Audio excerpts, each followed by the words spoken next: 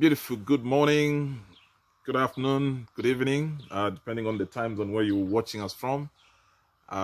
This is yours truly, Mr. Panuka, the CEO and founder of Panuka Enterprise Limited, based right here in Lusaka, Zambia. So welcome to episode 1 of our farming, as a business, series.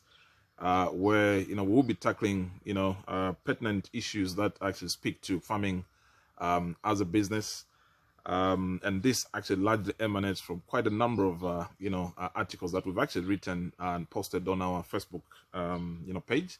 But we do understand not everybody loves to read lengthy articles, and so instead of hiding the juice in the articles, we've actually decided to start this series where we will try and unpack some of those, Facebook articles that we've done for our YouTube, audience. And so this is episode 1.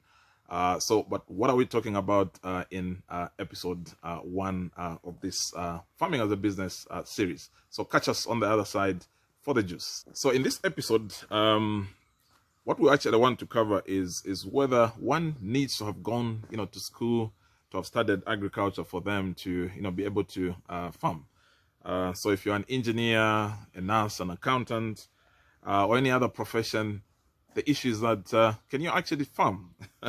Okay, or you needed to have actually done a formal course, either diploma, degree, or PhD level in agriculture for you to actually farm as a business. So I think the best way to actually start is to look at Mr. Panuka himself. We do farm, here at Panuka Farm. But who is Mr. Panuka? What's his profession? And probably from that background, you actually be able to answer the question of whether you actually need, a formal, course in agriculture for you to actually farm as a business. I was actually born and bred right here in Zambia. I was actually born, on the copper belt of Zambia, Chililawombwe to be specific, which is a mining, town here in Zambia. And, later on had to migrate, to the southern part of, Zambia after my parents, retired. At that time, I think the then, president of Zambia, first Republican President Kenneth Kaunda, had a policy of go back to the land. And so my parents, having emanated from the southern part of Zambia, had to retire from there. Okay. And I think that's where the first, baptism, of farming actually kind of was inculcated or implanted, in me. So yeah, did all manner of, farming, heading cattle and stuff like that.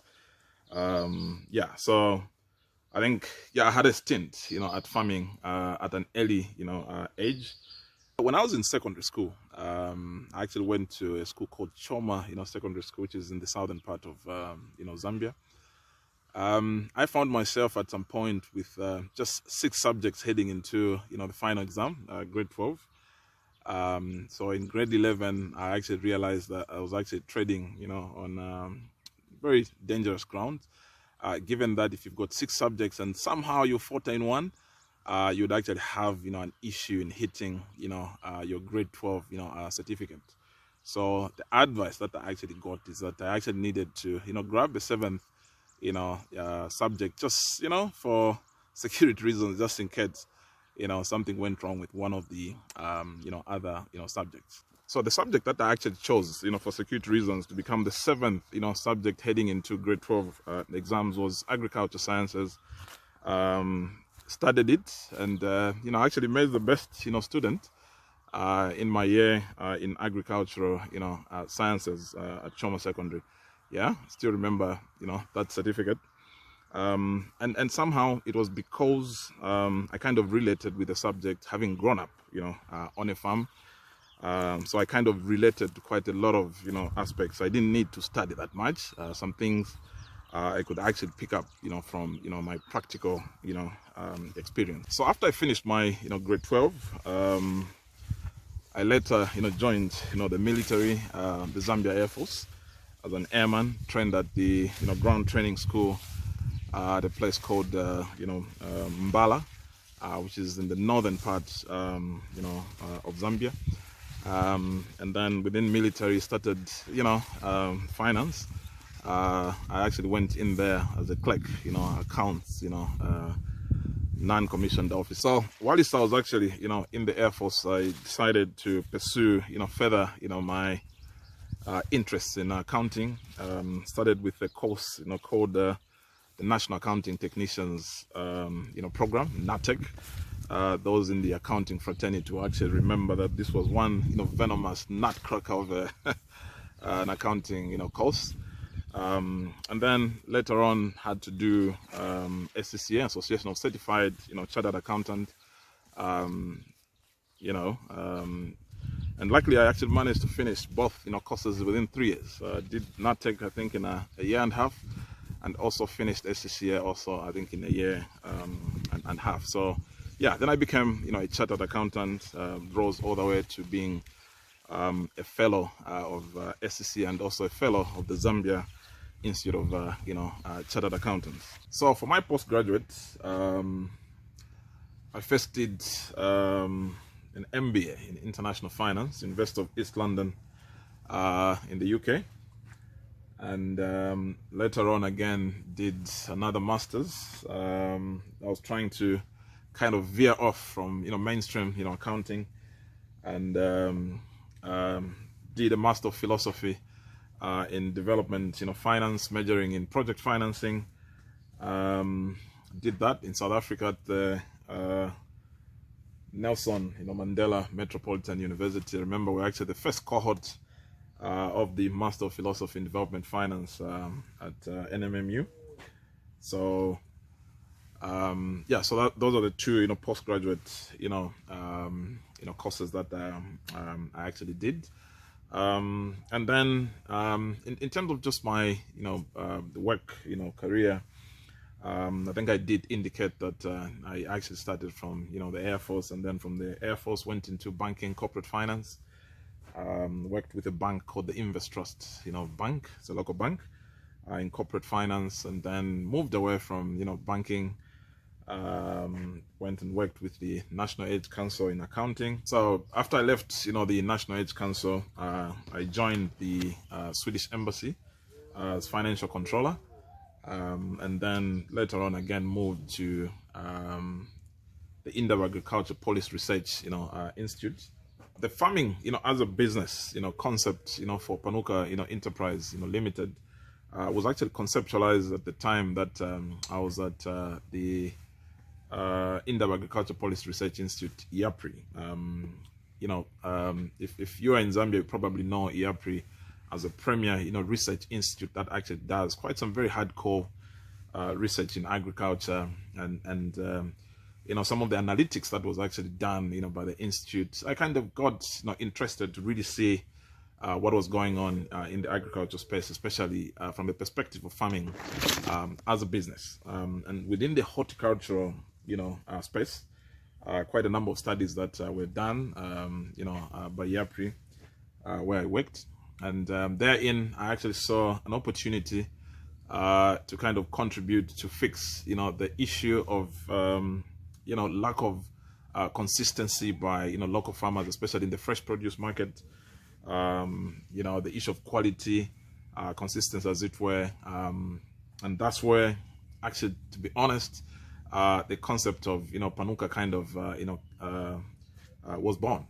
I also happened to have lectured a course called Investment Analysis and Portfolio Management at one of the local universities, and that course in Investment Analysis and Portfolio Management also has a section where you do industry analysis before you actually do any investment. And one of the aspects with industry analysis that they're what we call cyclical industries. Obviously those that would be affected by probably weather. I mean, if you're doing ice cream, you probably are going to be in the market certain section of the year. So those are kind of cyclical businesses that are kind of affected, very wavy, based on the time of the year, the weather, and other aspects.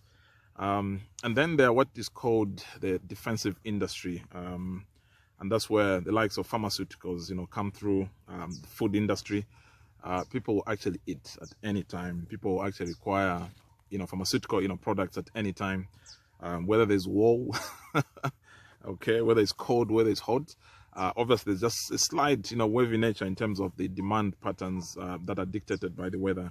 But people will eat, at any time. So the combination of the insights that I actually, got from my time at the IAPRI, and also lecturing, this course in investment analysis and portfolio management, really kind of cemented, this concept of, Panuka enterprise. And then for those that do not know what Panuka, means, Panuka basically just means be clever. This is a term in Tonga, which is one of the local, languages here in Zambia.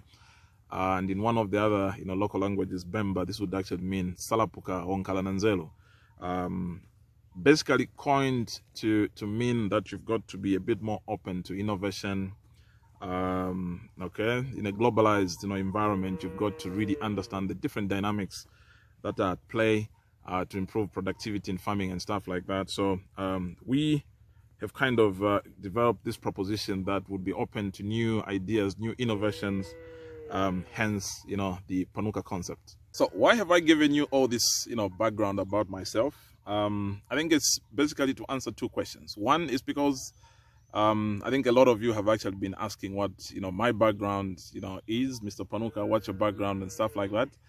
But I also do understand why people are actually asking about my background, because sometimes there's a misconception that you've got to have gone to school to study agriculture for you to farm as a business.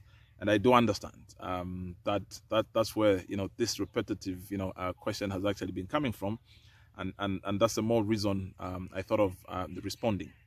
But what is also obvious, is that from my background, you can actually see I have not gone to school to study agriculture.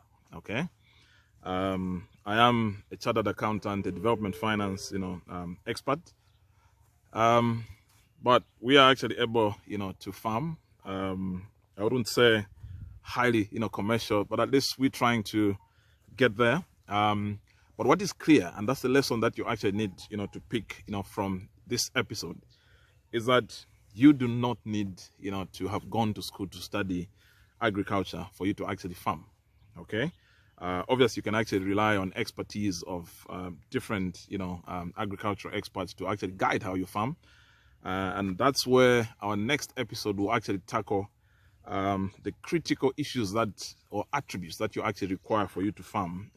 Given that now we've actually debunked that, you certainly do not need to have, a formal qualification in agriculture to farm. You actually find sometimes people that have actually even done agriculture are not practicing, farming as it were, especially what I would call primary, agriculture. They're actually in other facets.